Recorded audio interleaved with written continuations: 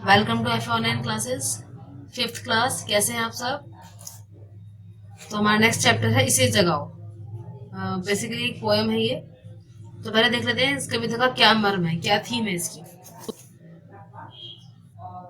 इस कविता के माध्यम से कवि ने उन लोगों को जगाने पर जोर दिया है जो यथार्थ स्थिति को जाने समझे बिना सच से बेखबर अपने ख्यालों व सपनों में डूबे रहते हैं।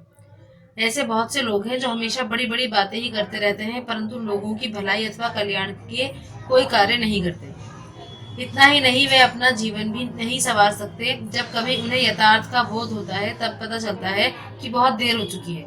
ऐसे ही लोगों को जगाने अथवा सचेत करने का कार्य करने के लिए कवि सूरज, पवन व पंछी से आग्रह करता है। ठीक है, यानी इस पोएम में उन्होंने बताया है कि जो लोग बेखबर रहते हैं, यानी अक्सर सुस्त रहते हैं, सोते रहते हैं, या किसी अपने फायदे के लिए भी कोई काम नहीं करते, दूसरों के फायदे के लिए भी कोई काम नहीं करते, तो कवि जो है वो उनको जगाने की बात कर रहा है। और किससे कह रहा है जगाने के लिए? सूरज से, पवन से और पंछी से कह रहा है जगाने के लिए। ठीक है, तो अब अपनी पोएम स्टार्ट करते हैं। भाई सूरज, जरा इस आदमी को जगाओ। भाई पवन, जरा इस आदमी को हिलाओ। ये आदमी जो सोया पड़ा है, जो सच से बेखबर सपनों में खोया पड़ा है। भाई पंछी, इसके कानों पर चिल्लाओ। भाई सूरज, जरा इस आदमी को जगाओ, वक्त पर जगाओ। तो देखा, जैसे मैंने अभी बताया था आपको, तो कवि जो है वो सूरज से कह रहा है कि इस आदमी को जगाओ, पवन से भी कह रहा है कि इस आदमी को हिलाओ। ठीक है, ताकि जो ये सोया पड़ा है बेखबरी की नींद, उससे ये जागे। और पंछियों से भी कह रहा है, यानी पक्षियों से भी कह रहा है कि इसके कानों पर चिल्लाओ ताकि ये उठ जाए। ठीक है, और उठ जाए, और वो भी वक्त पर उठ जाए। अगर ये उठ भी गया और वक्त के बेवक्त उठा तो क्या फायदा उठने का? नहीं तो जब बेवक्त जागेगा ये, तो जो आगे निकल गए हैं उन्हें पाने घबरा के भागेगा ये। घबरा के भागना अलग है, क्षिप्र गति अलग है। क्षिप्र तो वह है जो सही क्षण में सजग है। सूरज, इसे जगाओ, पवन इसे हिलाओ, पक्षी इसके कानों पर चिल्लाओ। ठीक है, तो ये कह रहे हैं कि मतलब अगर अभी नहीं उठा तो बेवक्त उठेगा, और जब बेवक्त उठेगा तो एकदम घबरा करके उन लोगों के पीछे भागना शुरू कर देगा जो लोग पहले से ही जाग रहे हैं, बहुत आगे निकल चुके हैं। तो उस वक्त भागना वो किस काम का होगा, है ना? मतलब वो उसमें क्या कर पाएगा ये? क्षिप्र गति अलग है। क्षिप्र गति मतलब तेज गति जो है वो अलग ही चीज होती है। क्षिप्र गति वो होती है जो समय से पहले ही तैयार रहे कि मुझे ये करना है, मुझे ये करना है, मुझे ये करना है। ठीक है, और हर क्षण में वो सजग रहे, तैयार रहे अपने हर आने वाले वक्त के लिए। तो इसलिए कवि कह रहा है सूरज से भी, पवन से भी और पक्षी से भी कि इसे जगाओ, इसे हिलाओ और इसके कानों पर चिल्लाओ। तो ये आपकी पोयम है। इसके रचयिता हैं भवानी प्रसाद मिश्र। ठीक है, यानी इसके कवि जो है वो भवानी प्रसाद मिश्र हैं। पोयम आपकी कंप्लीट हो गई। अब इसका काम कर लेते हैं। तो इस कविता का क्या मर्म है, मतलब क्या कहना चाह रहे हैं, क्या मैसेज है इसके अंदर? मनुष्य को अपने जीवन में अपनी जिम्मेदारियों के प्रति सदा सचेत व कर्मशील रहना चाहिए। ठीक है, यानी ये ऐसा ना हो कि जब जिम्मेदारी सर पे पड़ जाए तब उसके बाद हम बाद में सोचे, पहले से हमें तैयार रहना चाहिए कि ये काम होने वाला तो हमें इसके लिए क्या करना पड़ेगा। इसके शब्दार्थ देखिए। बेवक्त, असमय, क्षिप्र, तेज, सजग, जागरूक या सचेत, जरा, थोड़ा या कुछ। तो ये आपको अपने क्वेश्चन आंसर की कॉपी में करने हैं। लेसन नंबर ध्यान से डालिएगा और लेसन का नाम भी डालिएगा, उसके बाद क्वेश्चन आंसर कीजिएगा।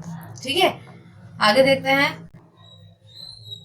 तो हम पहले रीडिंग वाले क्वेश्चंस पढ़ लेते हैं, ओरल प्रैक्टिस वाले। कवि सूरज से किसे जगाने का आग्रह कर रहा है?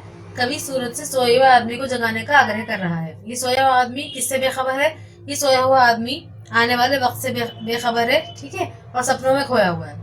देर से जागने के बाद आदमी क्या करेगा? देर से जागने के बाद आदमी उन लोगों के पीछे भागेगा जो आगे निकल चुके हैं, और वो भी घबरा करके। ठीक है, तो ये आपको कॉपी में नहीं करना है, सिर्फ डिस्कशन के लिए थे ये।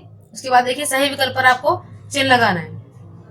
तो यहाँ कवि आदमी को जगाने के लिए किसे कह रहा है? सूरज, पवन, पेड़। तो जगाने के लिए वो सूरज से कह रहा है। दूसरा है आदमी को कौन हिला रहा है, किससे हिलाने के लिए कहा गया है, मतलब पक्षी, सूरज या पवन? तो पवन से कहा गया है। तीसरा है कवि के अनुसार क्षिप्र कौन है? जो सोया है, जो सजग है, जो बेखबर है। तो क्षिप्र मतलब तेज गति वाला वो है जो सजग है, यानी जो जाग रहा है और उसको पता है कि उसे क्या करना है। इसके प्रश्न उत्तर देखिए। कवि सूरज से आदमी को वक्त पर जगाने को क्यों कह रहा है?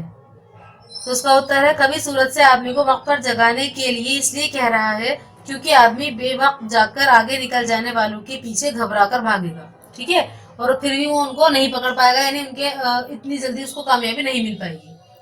उसके बाद है प्रश्न 2 है सच से बेखबर कौन है? उत्तर है इसका, जो आदमी सोया पड़ा है वह सच से बेखबर है। तीसरा प्रश्न है, कवि सोए हुए आदमी को जगाने का आग्रह किस किस से कर रहा है? कवि सोए हुए आदमी को जगाने का आग्रह सूरज, पवन, पंछी आदि से कर रहा है। ये आपके प्रश्न उत्तर हो गए। यानी आपको प्रश्न उत्तर की कॉपी में करने, क्वेश्चन आंसर की कॉपी में करने हैं, ये वर्ड्स मीनिंग और क्वेश्चन आंसर्स करने हैं। ठीक है, अब बुक वर्क देखते हैं। प्रश्न ग में देखिए, कविता के आधार पर जोड़े बनाने हैं। तो पहले का है सूरज, सूरज का है जगाओ। दूसरा है आदमी, आदमी बेखबर। पवन हिलाओ, पंछी चिल्लाओ, क्षिप्र गति। ठीक है, उसके बाद देखिए शब्द विधिका में प्रश्न का में क्या लिखा हुआ है? निम्नलिखित तद्भव शब्दों को तत्सम में परिवर्तित करें। ठीक है, तो तद्भव शब्दों को तत्सम में परिवर्तित करना है। यहाँ पर पहला देखिए, सूरज का सूर्य, सपना का स्वप्न, पंछी का पक्षी। फोर्थ वाला आप कट कर दीजिए। फिफ्थ वाला है कान का कर्ण। ठीक है, उसके बाद खा में देखिए, निम्नलिखित शब्दों के दो दो पर्यायवाची लिखने हैं। पवन का हवा वायु, पंछी का पक्षी खग, बादल का मेघ जलद, क्षण का पल पलक, कमल का जलज नीरज।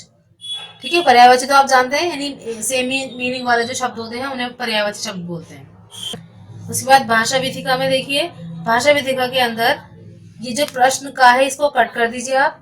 प्रश्न खा देखिए, निम्नलिखित संज्ञा शब्दों को भावार्थक संज्ञा में बदलो।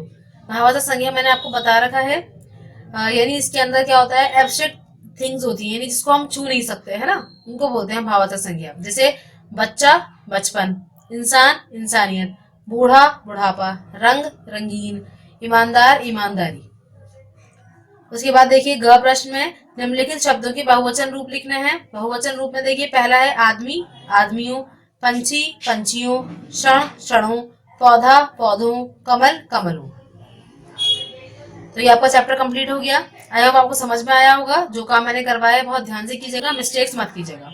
ठीक है, thank you, thanks for watching. Allah Hafiz.